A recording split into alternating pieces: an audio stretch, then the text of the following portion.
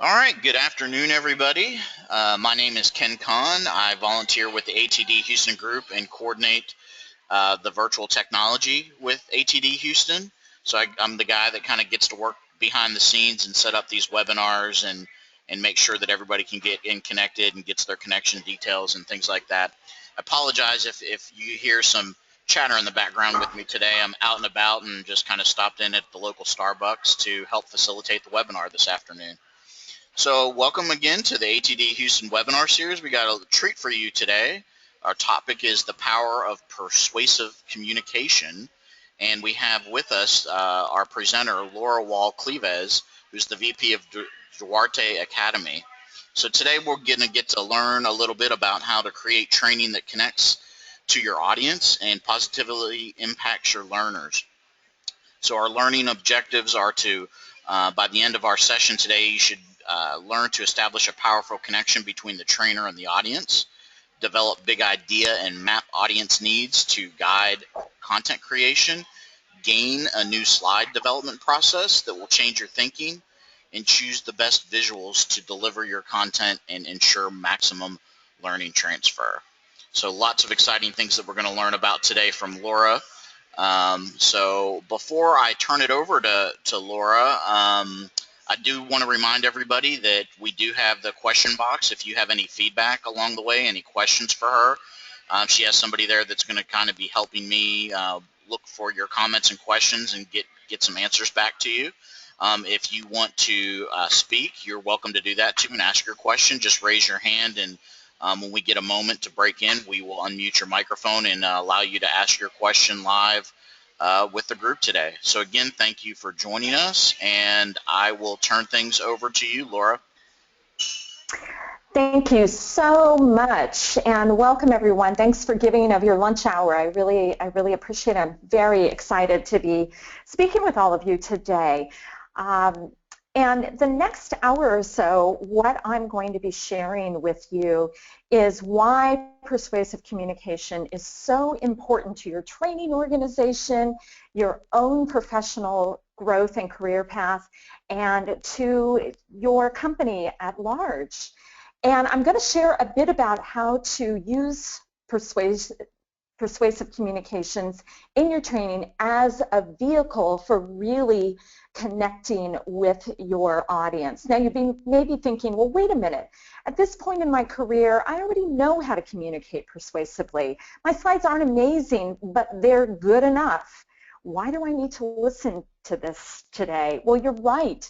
Your training might be good enough, but do you want to leave your ideas, your initiatives, and possibly your career in the hands of something that's just good enough? Being an effective communicator is more than putting your message in front of people. It's really about teaching a concept and getting people to act upon that. It's about effectively influencing executive management or important stakeholders. It's about asking for budget and getting it, or asking for resources and getting those. It's about motivating your teams and getting them to act upon your initiatives.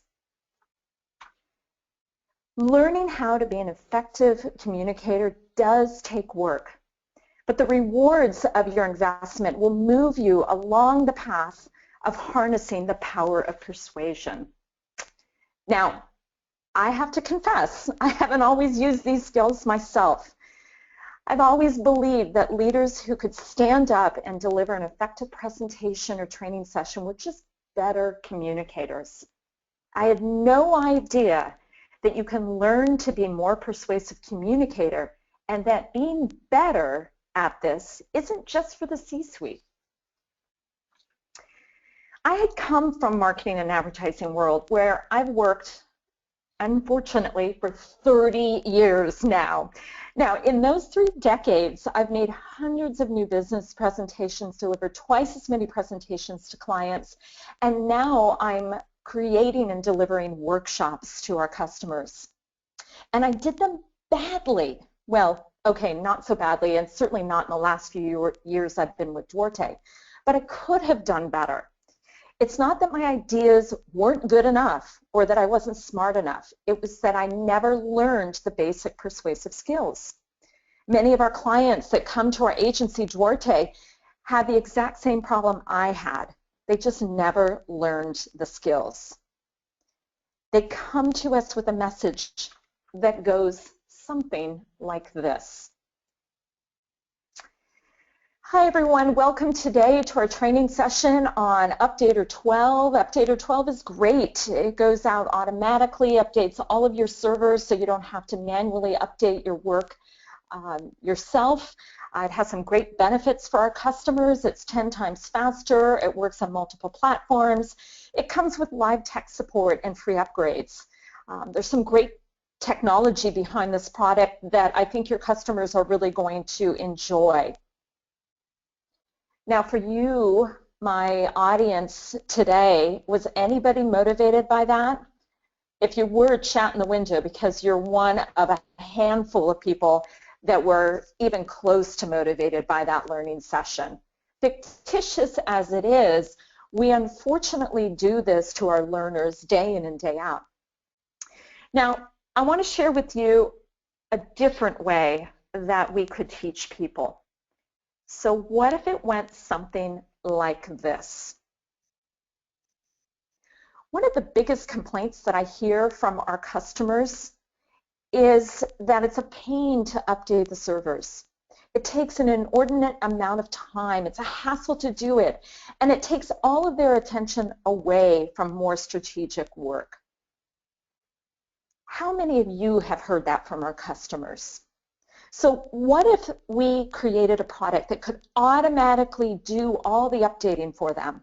What if we could go to each of our customers and they could go to each of their servers and update everything automatically? And at the end of that, an email was sent to them. Wouldn't that be great? Well, guess what?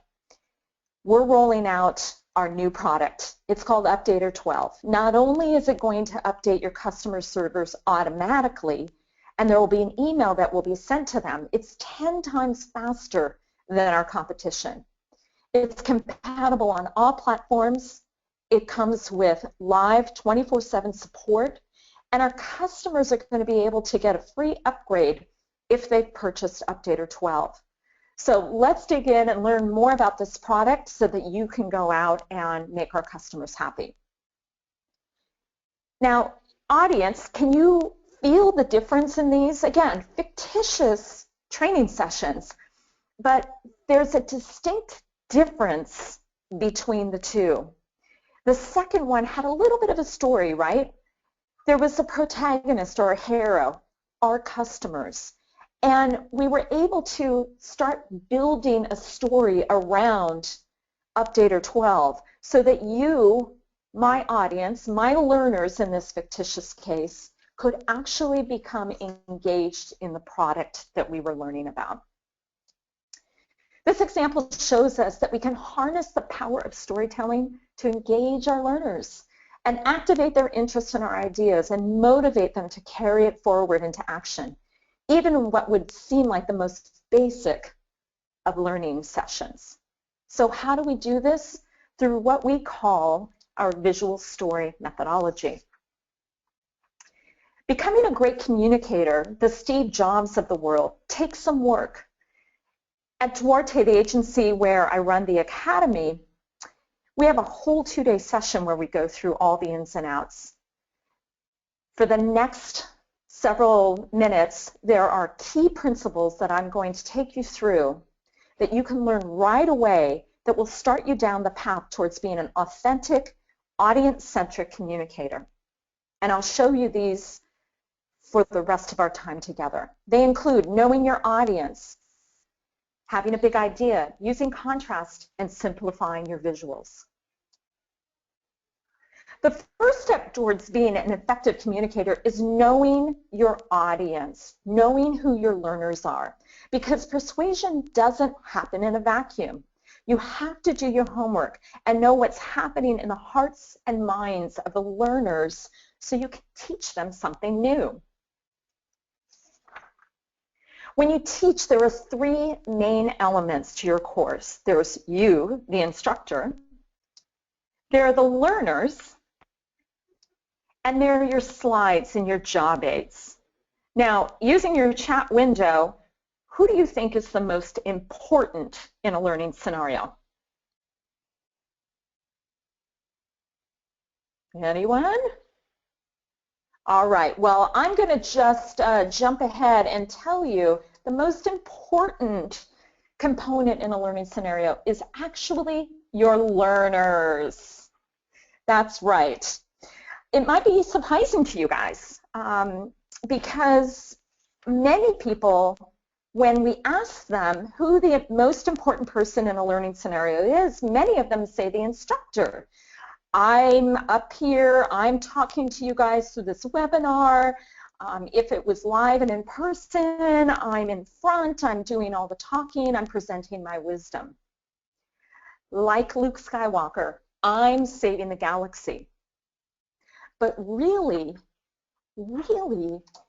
you, the people in my audience, my learners are the hero of my course and my story. Because if I come in and put my idea out there in front of you to contend with, and you don't actually latch onto it and hold it as dear and special as I do and leave with it, if it doesn't transform you, my idea dies. All of the training I take you through is for naught. And if you reject my idea and it dies, I might as well have not even taught you in the first place. As the learner, as the presenter, I'm in deference to you as the learner. I'm not successful unless you're successful. I want you to leave this webinar believing in my idea and feeling compelled into action. So if the learner is the hero, then who is the instructor? Anyone? It's right there in front of you. That's right. The instructor is the mentor. For today, for this short period of time, I'm Yoda. A mentor is a person who comes alongside the hero, gives the hero a magical tool or helps them get unstuck. Now, how many times have you got up from a presentation or a course where you felt like, wow, I left this with a special tool, or I know how to get unstuck, or I've learned something really new that I can apply tomorrow? Probably not a lot in an engaging manner. But that's what it's supposed to be at the end of every single course, at the end of every single presentation. Thinking of our audience as hero brings us to a completely different stance. It's one of humility. You, the learner, is the most important aspect in the scenario. I need to understand what you need to learn, not just understand what I need to tell you. So in order to do this,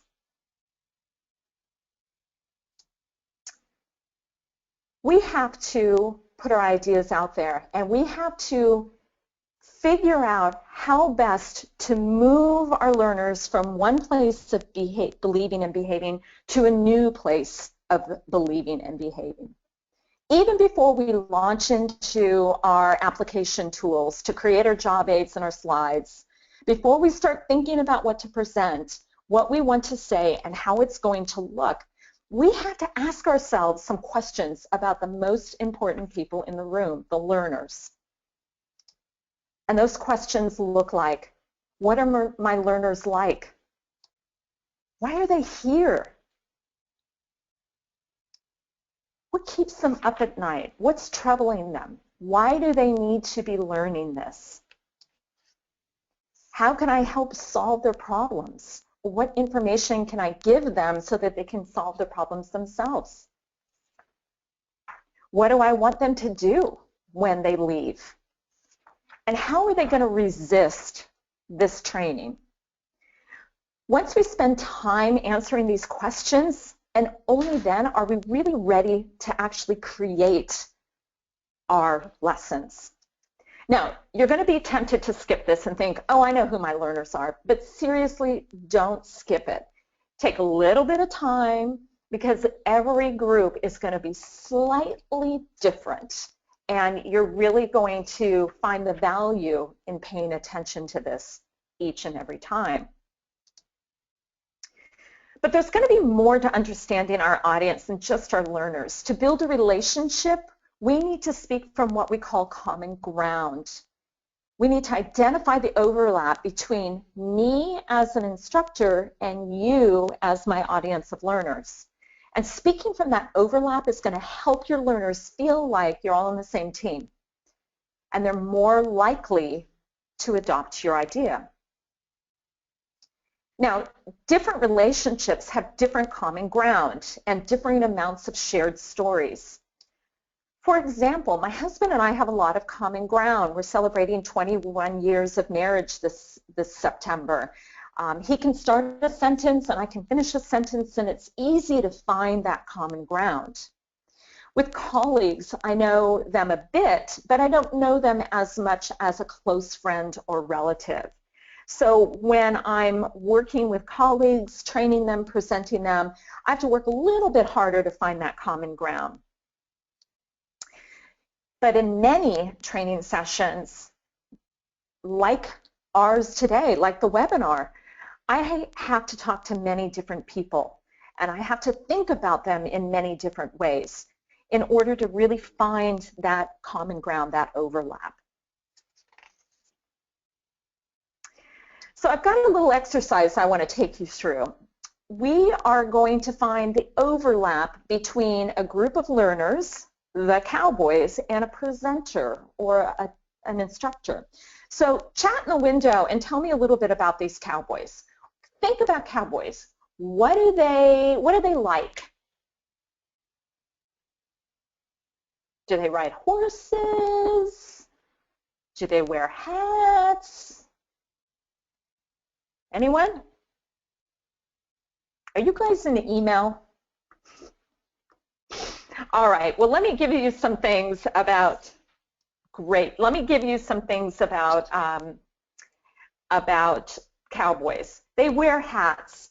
They have boots. They sit around a campfire. They like to play guitars. They like dogs, okay? So we know a little bit about cowboys, our group of learners. We're seeing some other things too, like country music, outdoors, Western wear. Fantastic, because I'm actually not seeing a chat window, so that is fantastic. Good. All right, hold those thoughts then. Now let's introduce our instructor to these cowboys. Our instructor is, wait for it. Why is it not going? There we go. Our instructor is Queen Elizabeth. Okay, so we've got a group of cowboys who wear hats and boots and like the outdoors and love country music. And now we've got an instructor, Queen Elizabeth, who is going to be teaching them. So she likes hats too, I was just told. Absolutely. She also likes dogs and rides horses. So you can see in this really ridiculous artificial environment how just spending a few minutes thinking about our learners and how we can connect with them as instructors or instructional designers helps us to understand who's coming into the room. And I apologize, I can't see the chat window, so I'm getting prompting from my friend Ashley next to me. All right, good. So coming back to our learning scenario, we've agreed that learners are the most important. So who do you think is the second most important part in this learning scenario? Wait for it. Right, it's the instructor. The instructor is definitely the most important part of the scenario. The instructor carries the message and what needs to be communicated to the learners. Now, I'm not saying that the slides and the job aids aren't important, and we'll get to that in a minute. But if you've ever had the experience of having technology failure and you weren't able to show your slides, the instructor should still be able to share the message and move the course along until technology is resolved. But wait, before you fire up PowerPoint or any application, you have to map out what you really want to say. You need to figure out what you're going to talk about at a fundamental level. If someone asks you what your course was about, you should be able to summarize it in a sentence. It's like your elevator pitch, and we call that the big idea. But it's really not just a sentence. It's actually a little formula. The big idea contains your point of view, what's unique about the topic at hand that you're going to share. And what are the stakes for the people, the learners, if they adopt your idea or don't adopt your idea? If they pay attention and learn something in the class, or what's going to happen if they don't? A lot of compliance work. If you don't pass that test, you can't move up in your job, you can't run equipment. So in many cases, training is really high stakes. And together, we call that the big idea. When you add this all together, it really becomes your North Star as you develop your course. You can add and reject ideas whether or not they really advance your big idea. Let me give you some examples of what I'm talking about. For example, our management team needs to adopt a new development philosophy so we can retain top talent. Now, that's the big idea we have in creating whatever course we're about to create. And if you break this down, you'll see that our management team needs to adopt a new development philosophy is our point of view. And the stakes at hand for your organization is so you can retain top talent. Let's take a look at another one. With the new safety protocols adopted by the front line, our disability claims can be reduced by 10% and our insurance rates by 5%. So our point of view is by adopting new safety protocols at the front line, that we'll be able to reduce our disability and insurance rates. That's pretty big. And you can see how setting this course will help you to guide and create the content you need for your course, your webinar. Now that you've got that big idea, it's time to generate content. But we don't advocate yet opening up an application. We actually like to start with sticky notes, and lots of them. Now, why is that? It seems kind of ridiculous in the 21st century to pick up a pen or pencil and start writing things on sticky notes. But it's a non-linear way of thinking about our content. We use the sticky notes to help get creative thoughts flowing. You're not worried about how your slides look at this moment, or what fonts you're choosing, or what the colors are, or even what the pictures need to be. What you're thinking about is your learners, what they need to hear in order for them to learn from you. And then your sticky notes help you to brainstorm. You're not filtering at this point. You're not even thinking about flow. You're just generating content. And as you work on that, you're going to keep capturing these ideas in these sticky notes, and pretty soon you're going to have a mess. Now, we'll eventually sort through this and figure out what we need to keep and what we need to throw away later. Right now, it's all about idea generation. Don't edit yourself. Just get it all out there. Once you've done that, and this, will take days, if not weeks, to collect all of this information, you can really start organizing your idea into a structure. One that is really important and has been out there for a long time, this guy Aristotle created this, is what we call a 3-act structure. It has a beginning, a middle, and an end. Now, if you think about it, it applies to courseware as well as presentations, as well as meetings. You always are going to have a beginning, a middle, and an end. Except many times we don't really use this terribly effectively in our meetings, in our courses, in our presentations. For some reason, this works great in literature and drama and theater and movies, but we kind of forget about this structure when it comes to how we communicate persuasively. So we want to leverage this, and we want to begin thinking about how to order our content using this structure. Once you've got good order to your content, you want to add in what we call contrast. Now, why is this important? Well, people are naturally drawn to contrast. We are wired for it. Fight or flight, day or night, good or evil, angels or demons. Can you guys see the angels here? Can you see the demons? What contrast does for us is it creates the tension and release and interest and flow in our courses, in our presentations. Your job as an instructor is to keep people interested in what you're teaching, to create and resolve that tension using contrast.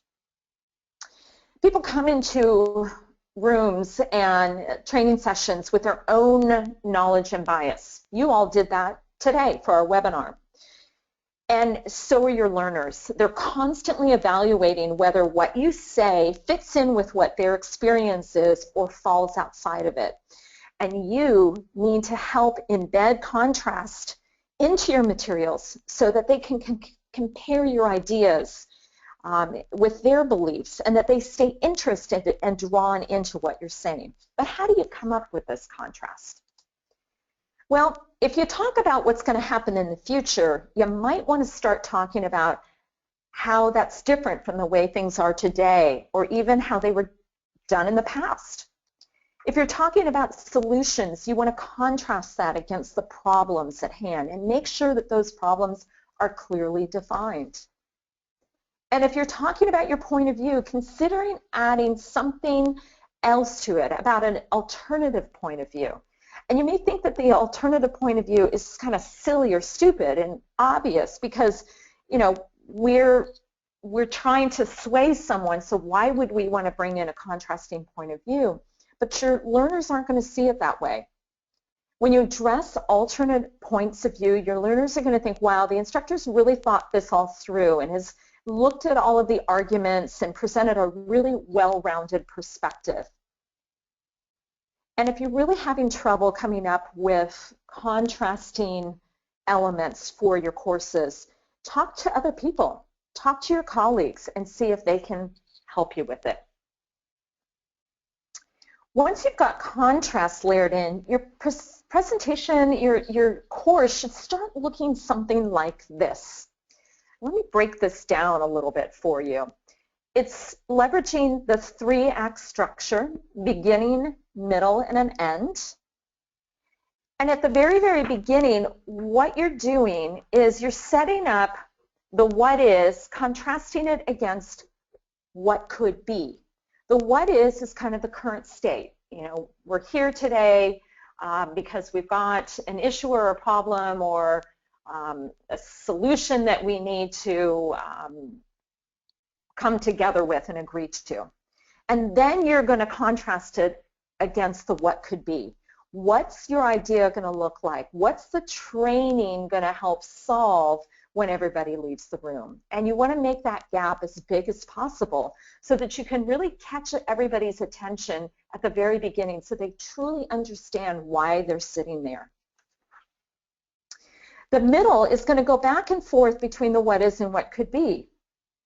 Continuing to emphasize this imbalance is going to pull your learners towards your idea and showing them that by adopting the training that you've set out, their world is going to be better. At the end of your sessions, you are going to want to emphasize what we call this final turning point, call to action.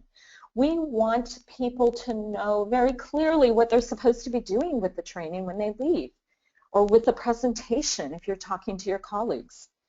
But don't just end with a call to action. State your new bliss.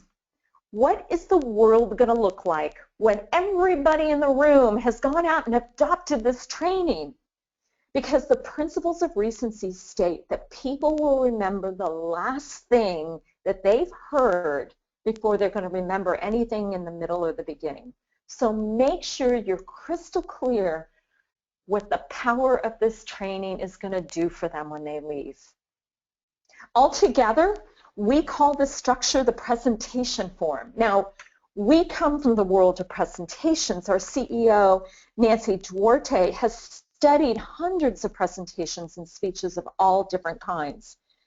And from her studies, she's learned that the ones that are the most effective, the ones that people remember the most, follow this form. And since courses are long format presentations, this form works for instructional design as well. We know because we use it in our own workshops. Now, even speeches as different as Martin Luther King's I Have a Dream speech and Steve Jobs' 2007 iPhone announcement both followed this form. So while it's not a formula, meaning following this form prescriptively won't immediately make your courses amazing, it's an excellent guide for creating the foundation of a great presentation for your course. So back to our theme. I have one last very difficult question to ask all of you. Are you ready for this? What do you think is the third most important scenario? That's right. It's the slides. It's our job aid. Now, I'm looking at my watch. We've been talking for 32 minutes about presentations for courses and persuasive communications, and we are now just getting to the slides. That's because slides aren't supposed to be the main event. They're supposed to be visual aid, meaning they support the instructor. With our story mapped out, we're ready to work on the visual designs. So some would say that PowerPoint or Keynote destroys communication. I want to remind you that PowerPoint is just a tool, and like any tool, it can be used for good or for evil. But it certainly doesn't set us up for success, because when you open up PowerPoint, this is what you get. We're told to click to add a title, click to add text, and so as I add my title and start adding the text, after I finish my first line of text, I hit return. And what happens next? I get another bullet point. So I continue to add my bullets, and when I get to the bottom, what does PowerPoint do next? It resizes all of our text so I can keep typing and eventually have War and Peace all on one slide. And that's how we end up with something like this. We've all seen this slide a million times. Slides like these abstract the key message instead of emphasizing it. And as you read through it, I want you to think about what the story is from this slide. Can you guys read through it and chat me that?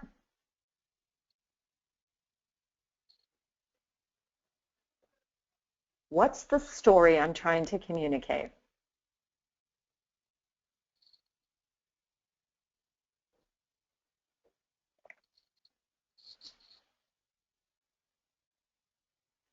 Anyone? They must still be reading because I'm not seeing that. Okay, here comes something from Jeraine. She says, I recently became certified to teach mental health first aid, and many of the slides are just like this. Yep, they sure are. I saw Oz Okay. From Heather, mental illness from Victoria. Mental illness, I love that. That's a new one. I love it. But Heather, you are correct. This is the Wizard of Oz. Can you believe it? I mean, it's just presenting it in bullet points kills the story.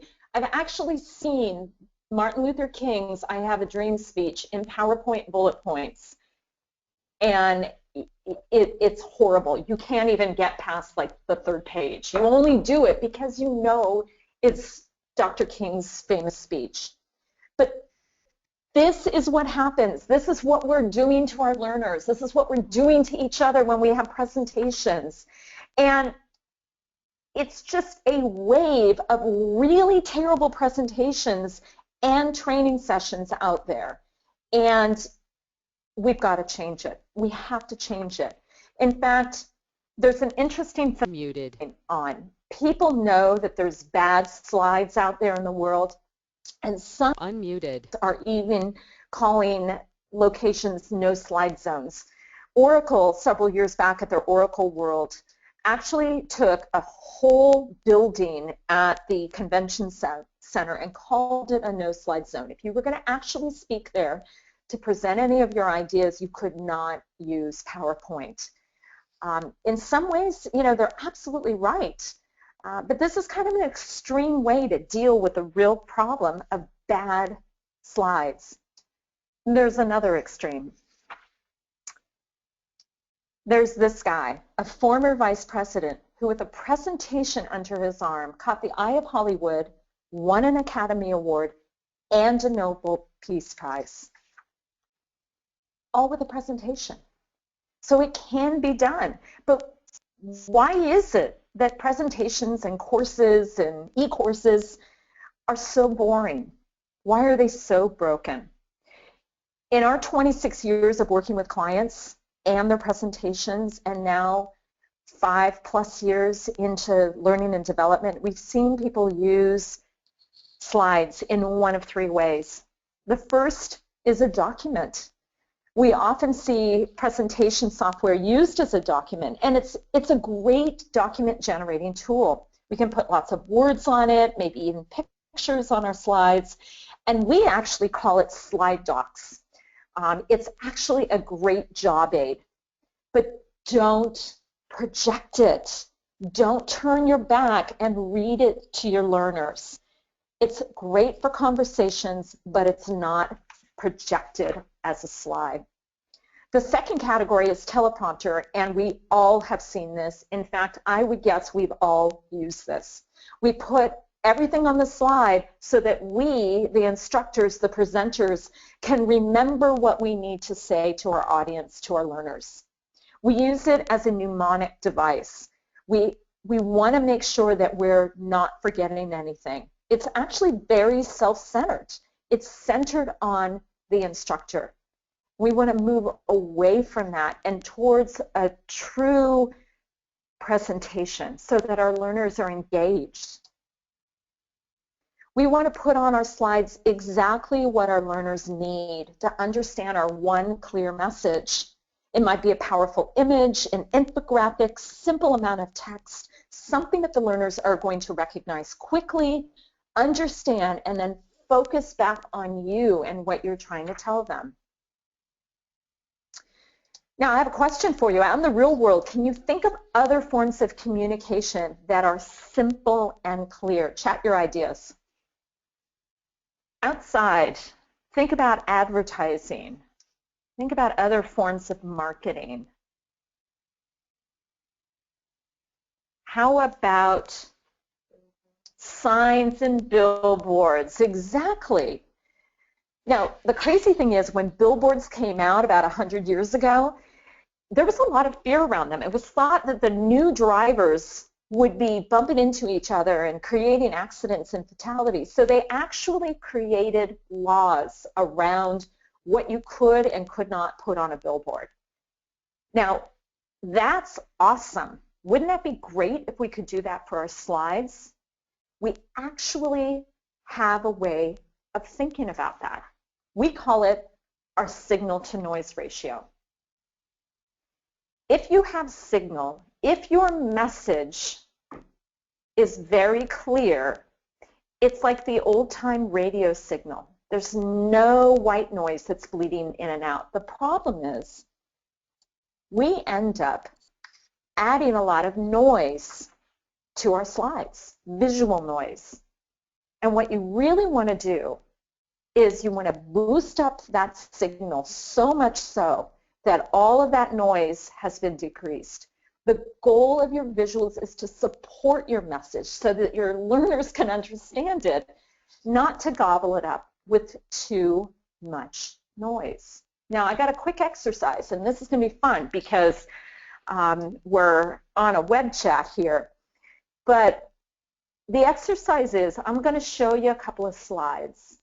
And if you can understand it in 3 seconds, you type signal in your chat window. And if you don't get it, I want you to type noise. Okay? I'm going to show you the slide. I'm going to count to 3, and then it's going to go black. Everybody ready? All right, here we go. 1, 2, 3. Signal or noise? Everybody's saying noise. Right. Now, it's noisy for a lot of different reasons, right? It's noisy because you've got this weird pool-like background behind the entire slide. You have all of the text in capitals, which means that somebody's shouting at me. The contrasting color between the headline and even the copy points on it is very hard to discern from the background. So there's lots of reasons why this is noisy. Now, I'm going to show you one more slide, and I want you to tell me if it's signal or noise. Ready? 1, 2, 3. Signal. That is right. Now, it's signal for lots of different reasons. First of all, and most notably, is this is an iconic photograph. We all can immediately relate to this picture. And that's important when you're trying to teach complex ideas. So pull images in that your learners are familiar with so that you can get them further along to understanding your concept. The other thing is this is very, very clear. The words change your world connect immediately with that visual. We don't have a lot of contrasting color. It could be fine in color too, but in this case it's very black and white. Pure signal. Great job. Now, one of the key differentials between these two slides is the density of information. Many instructors like to crowd their presentations with tons of information. It's like school. When they think the more they write, the better they're getting their point across. But it just isn't so. People can't drink from a fire hose, and they can't digest more than one idea per slide, especially while the instructors are talking. So if you have to share information, make sure it's clear and make sure it's one idea per slide so people will understand what you're saying. Let me give you an example. This is the real slide from a real client of ours. And they came to us and said, can you help us better communicate our ideas? So we sat down with them and we had them actually present the slide to us and tell us about what they were trying to communicate. And as we wrote it out and as we listened to what they were actually saying, not what the visuals look like, we found this really interesting concept. Less time spent on administrative details and monitoring. And we thought, you know what, that's the core concept that we need to be communicating. And so we created a slide that looked like this.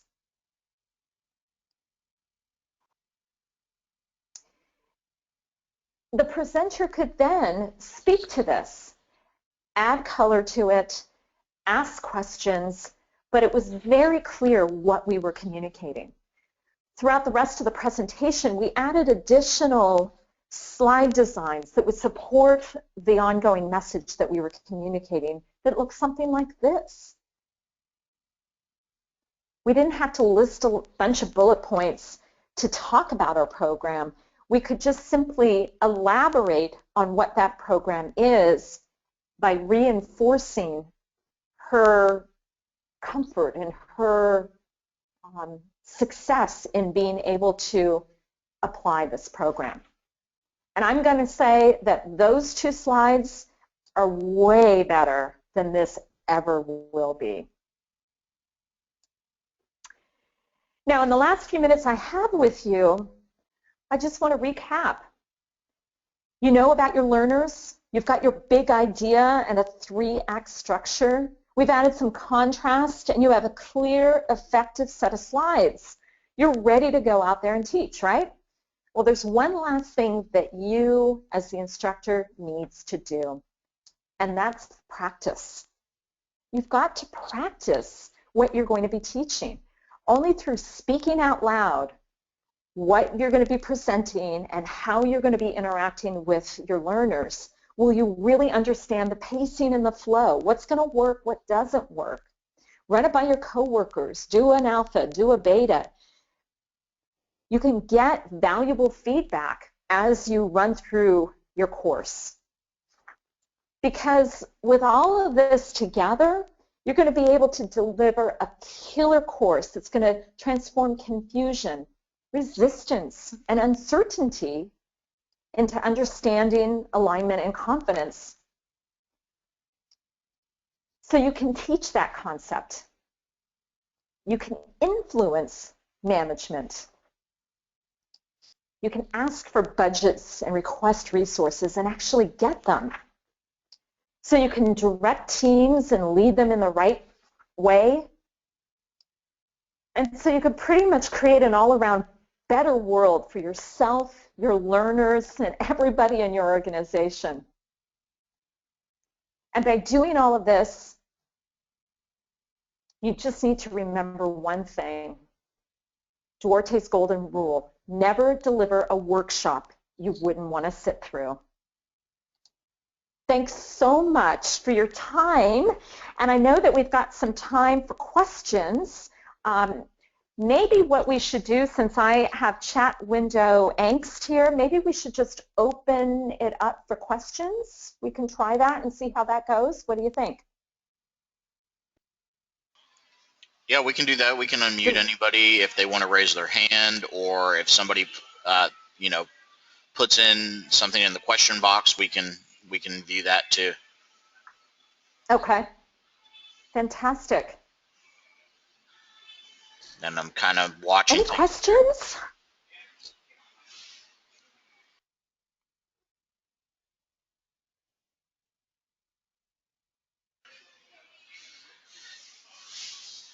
Drain, I don't know if you're still on, but I did want to. I don't know if Ashley, you noticed this in looking at some of the feedback, but Drain had kind of thought that the instructor was the most important over the learner, and so I didn't know if you guys wanted to talk a little bit more about that. Drain, did you want to maybe share your point to that? Absolutely. So we come from a place where the audience members, the learners, are actually our hero. In the hero's journey, the hero needs to realize that there is a problem to solve. They enter a special world where a mentor walks beside them and gives them a special tool and a gift, and then goes out and changes their world, right? Think about Star Wars. Luke Skywalker, Yoda, and then Darth Vader, right? So if you think about it in terms of training, the learners that are coming to you have a whole lot of other things that they're doing, and you as the instructor are only with them for a short period of time, just like the mentor. Without convincing your learners that what you have to teach them is important and they need to adopt that, then you might as well have not even taught them. You're only with them for a very short period of time. You know, it's an hour, it's 3 hours, it's a day, or it's over 8 weeks, whatever the length of your sessions are. But you must convince those learners to take your idea forward, because once they've left the room, you're never, ever, ever going to see them again. So if you flip it around and really think about your learners as your hero, you're going to be able to create lessons and courseware that are going to be more audience-centric, learner-centric than instructor-centric. I'm not saying that the instructor isn't important, but if you take it from that perspective, you'll have a much stronger course. There's a question about basically if they all have to commit to doing a specific commitment, doing 12 bullet points on the slides, and what do they do? Okay, so the question was that you've committed to doing 12 bullet points on a slide, so now what?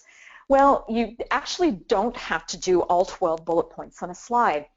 The really cool thing is that slides are free, and so those same 12 points could actually be broken into 12 individual slides. You will communicate the same amount of information in about the same amount of time. What you're doing is you're not boring your learners to death by staring at something that's so static. So introduce one idea at a time, talk about that, move on to idea 2, talk about that, move on to idea 3 until you've hit all 12 ideas.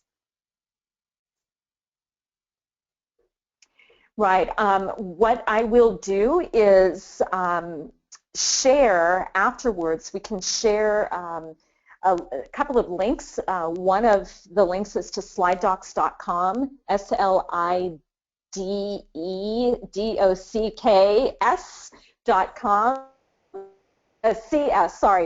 slidedocs.com.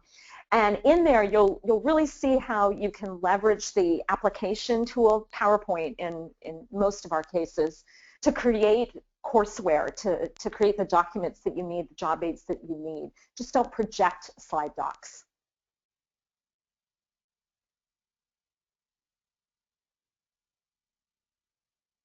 Any other questions? I don't know if you addressed, I did see one come in from Martha about what are good next steps for us as learners. What are next steps for you guys as learners? There's a couple of things. We have partnered, Duarte has partnered with ATD this year, not only to bring webinars like this to all of you, but we also are offering our one-day visual story workshop through ATD. And if memory serves, we have an event coming up in Chicago in September that is the Visual Storytelling Certificate through ATD.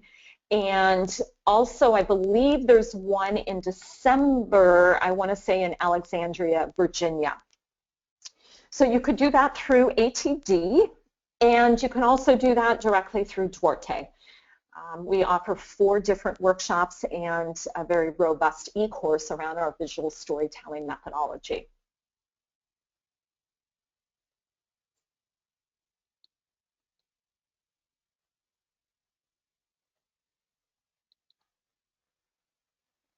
Well, are there any other questions? Because if not, I would love to give you back some time. I really appreciate you giving me all of this time today. I know you probably need to run and grab a bite to eat if you haven't already done that.